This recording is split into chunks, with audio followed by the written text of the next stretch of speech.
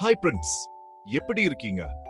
இன்னைக்கு நம்ம புதுசா வளர்க்கிற செல்ல பிராணிகள் பத்தி பார்க்க போறோம்.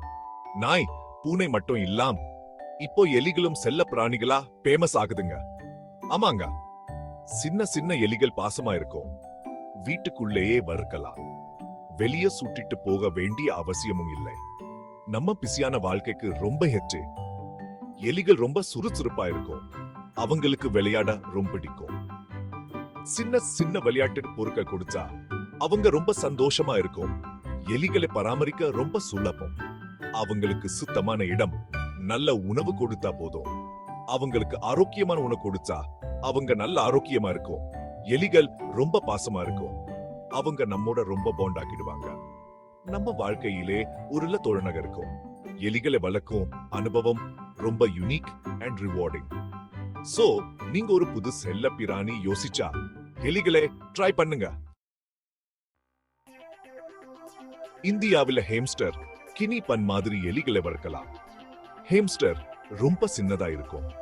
கினி பன் கொஞ்சம் பெருசா இருக்கும். ஹேம்ஸ்டர்கள் மிகவும் சுறுசுறுப்பாகவும் விளையாட்டாகவும் இருக்கும். அவற்றை சிறிய சூண்டுகளில் வைத்து பராமரிக்கலாம்.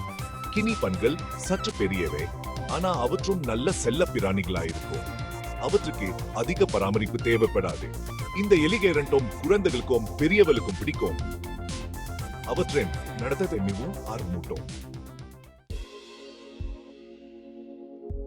எலிகளுக்கு பெரிய சுண்டு வேணும். தண்ணீர், சாப்பாடு வைக்க தனி பாத்திரம் வேணும். காய்கறிகள், பழங்கள், தானியங்கள் எல்லாம் சாப்பிடும். ஹேம்ஸ்டர், கினி பண்ணுக்கு தனித்தனியா உணவு கடைகள்ல கிடைக்கும். எலிகளுக்கு சுத்தமான சூழல் முக்கியம். அவங்களுக்கு விளையாட சக்கரம், சின்ன சின்ன பொம்மைகள் வேணும்.